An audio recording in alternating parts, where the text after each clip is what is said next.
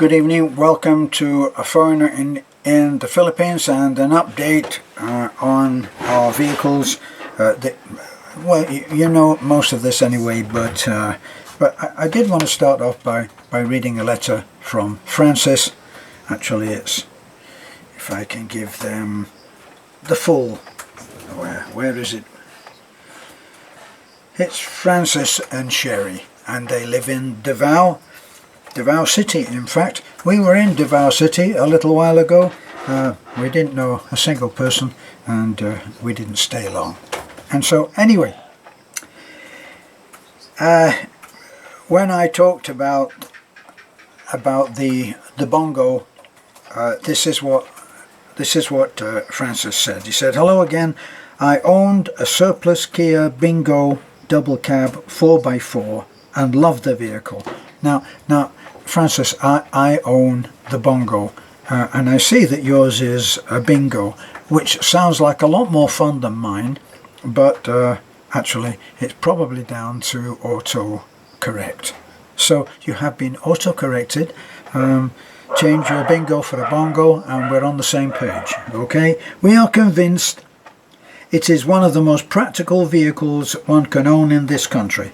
If I may share some tidbits about information that may save you money and headaches in the future. Oh, all right. You see, I've just started the video and the otherwise hitherto silent dogs have now become very vocal. I may excuse myself soon to go out and kill one of them, and I hope that you will understand. Let's get back to Francis and his tip. See, now I always thought it was titbits, not tidbits, but maybe that's trying to be politically correct. I mean, we shouldn't be saying tit, should we? Well, not on this program. Anyway, get back to the point. Most important, be careful going through water that is a foot deep. The air filter assembly is very low, and if it picks up water in the engines, it will bend the valve guides and possibly destroy the engine. Wow. Well, I don't know how much choice we have in that when we go down into one of those ditches at the side of our, what we laughingly call a road. But anyway, okay, we'll remember. Try to keep a spare foot throttle cable. Now, I have a sneaky feeling that might not be quite the expression that or the title that he wanted to give it. I'm not sure. Or maybe he's a Brit and he calls a treadle a troddle, or who knows. They do break and leave one stranded. Now, Francis, there you are, you see, you're going on logic, getting in the way of a good story. You're assuming that I would know what on earth to do with a spare throttle or treadle cable. I would actually be sitting in the road and calling for my mommy. You got to remember that I'm not, even though I'm an artist and in an engineering sense, I have a good engineering aptitude, but when it comes to repairing cars, it's all in the past. So normally I would just get out and walk and then have someone come and fix it. Yes, I know it doesn't place me in a very good light, but try to look at it this way. When our friend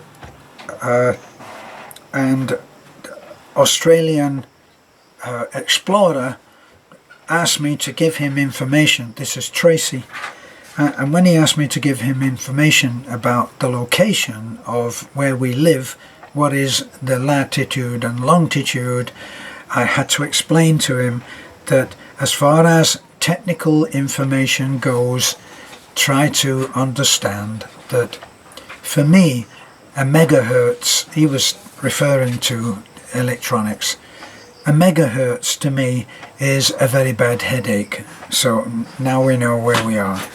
Right. Because of being a surplus unit, chances are very good that they put regular tap water in the radiator. I would never do that. Oh, good God, no, I wouldn't. Honestly, no, I didn't.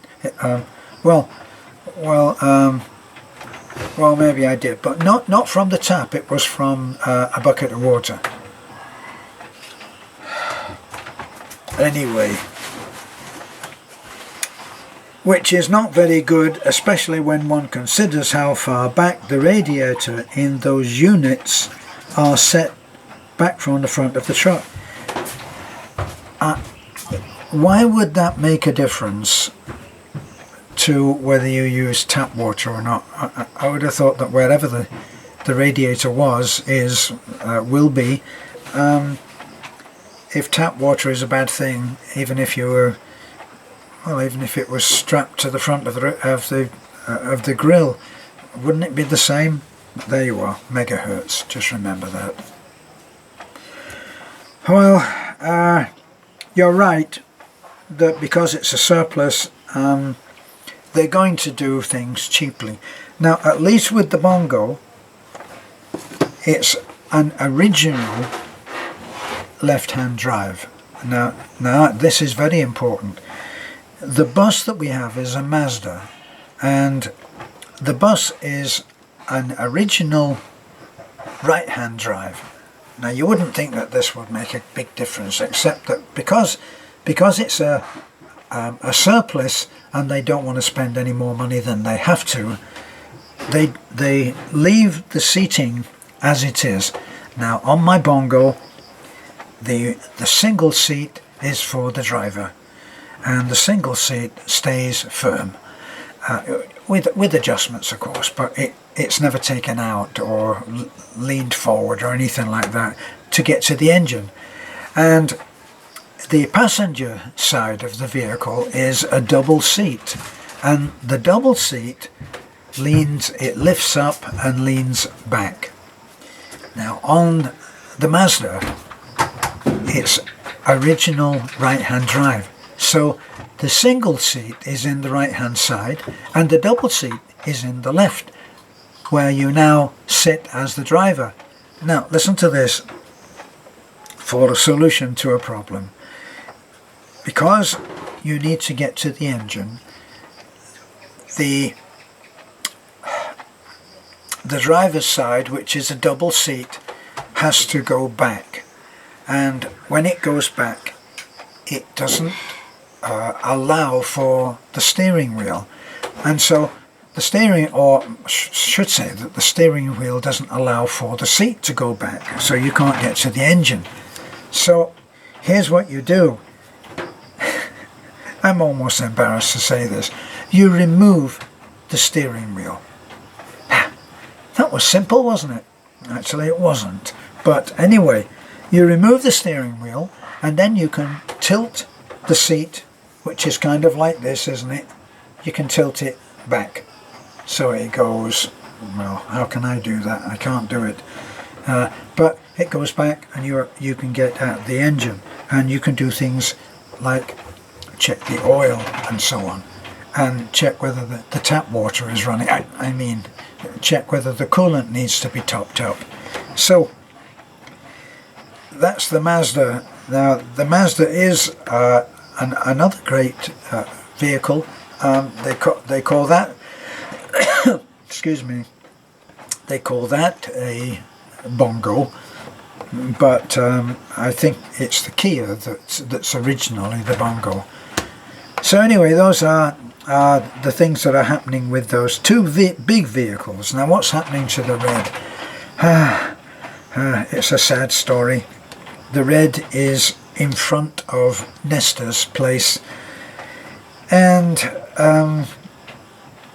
it's going to be broken down. The engine will be disassembled, and I hope against hope that it will be put back together in a workable way, so that it doesn't sound like a bucket. When I took it in there, it sounded like a tin bucket, full of nuts and bolts, being shaken up and down. Not a nice a sound, and it was smoking so badly. In fact, it was smoking more than Alfred, Mitch and Brian put together, and my dad, and he was a big smoker.